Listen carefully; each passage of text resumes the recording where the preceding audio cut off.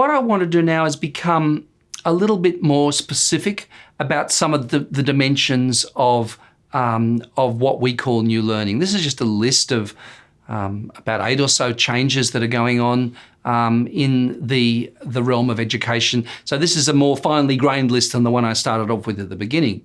So, in a way, it partly summarises what I've been saying as well. So the social significance of education, it's recognised that education is more important than ever. Knowledge economy, knowledge society, parents worrying about the futures for their children and putting a huge amount of effort into, directing a lot of effort into those children succeeding. That's one environmental change that we need to take into account. A second change is an institutional change in the locations of learning. So, it used to be you go to school and then you go off and do a job, but school is the time and the place for formal learning, and the idea of school is that you learn most of what you need for most of life in the sense of formal education. Firstly, literacy, mathematics, and then education which specifically related to a trade or a profession or whatever. Now, learning is kind of happening everywhere. It happens in, technology's moving on. It happens in workplaces all the time. Perhaps it's training in workplaces. Perhaps it's, so in other words, learning becomes a lifelong thing, but also learning becomes a life-wide thing. A lot of what we're learning about how to operate in the world, how to use new media, how to use computers, nobody teaches us formally. It's because these systems have inbuilt pedagogical structures in them. They have little help menus, they have tutorials, they have little pop-ups. So in fact, they are pedagogical spaces. So the institutional locations of learning are being broadened, and in a way, formal institutional education is becoming relatively less significant in terms of the total quantum of what we have to know in life than what it was in the past. The third big change is in the tools of learning, which I've mentioned already. The media are changing in some quite profound ways. I hope we'll explore that more further on, but it's essentially around computer-based computer technologies, not just for delivery of content, but forms of interaction like games and simulation, but also the spaces in which students do their work, the way they represent their knowledge, and the way their knowledge is assessed too. All of those things are changing. The media is changing.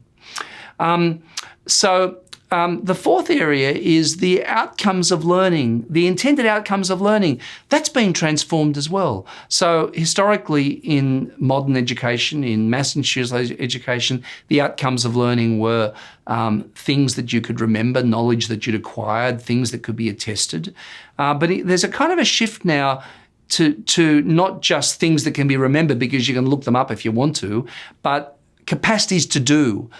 Skills, adaptability, not just application. So this is really a shift in emphasis in what the intended outcomes of learning might be, the kinds of outcomes that we're talking about. The fifth area is a phrase that we use called the balance of agency.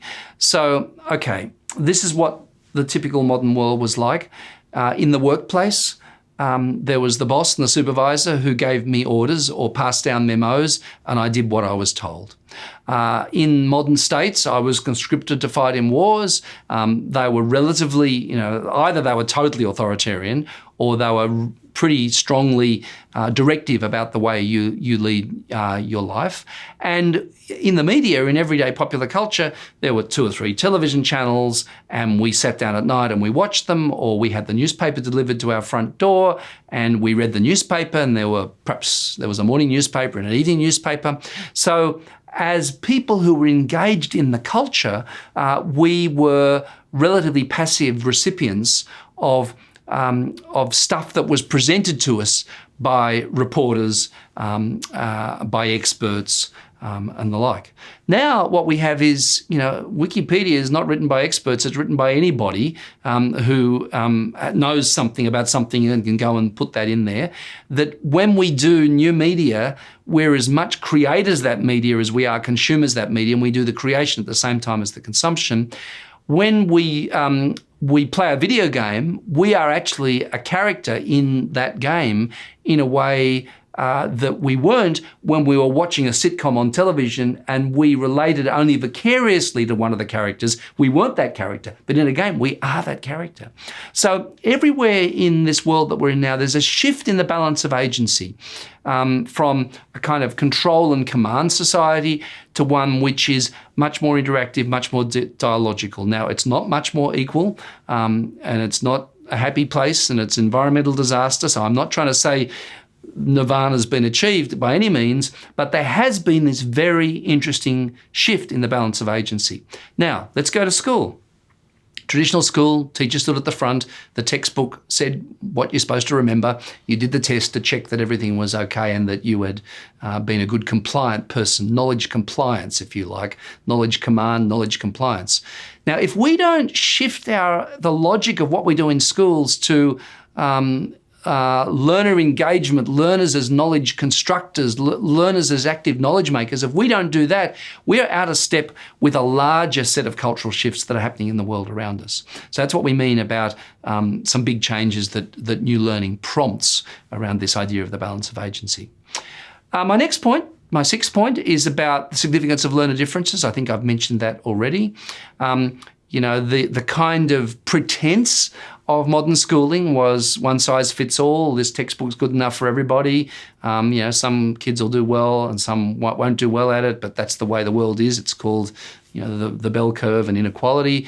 But now learner differences are really significant, and we're doing things like personalised instruction, individualised instruction, self-paced learning, on-demand learning. So we're actually building structures which are more capable of taking on board learner differences, but also spaces where learners are more capable of expressing who they are in terms of their identity, male and female, one culture and another culture, gay and straight. So in other words, these are spaces where expression of voice and identity, which was kind of ignored and forgotten, or we pretended didn't exist in that old schooling, this is something where when students are more active knowledge creators and when they're producing things, those differences become more visible.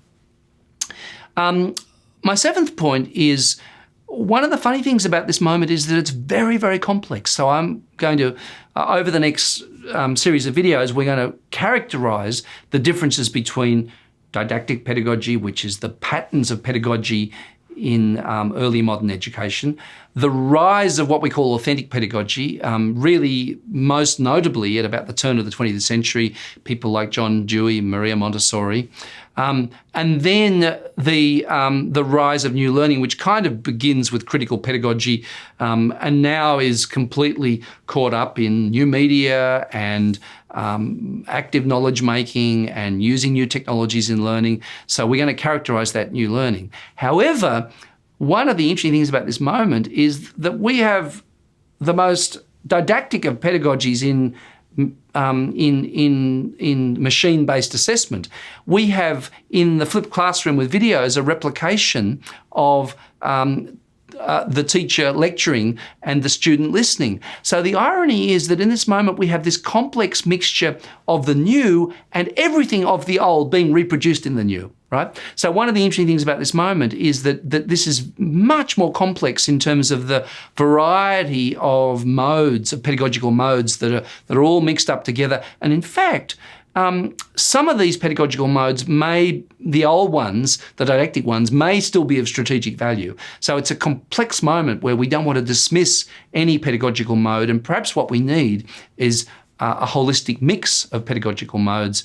But the only thing I can say is that it sure is much more complex. And finally, the eighth point here in this list of dimensions of new learning is the professional role of the teacher.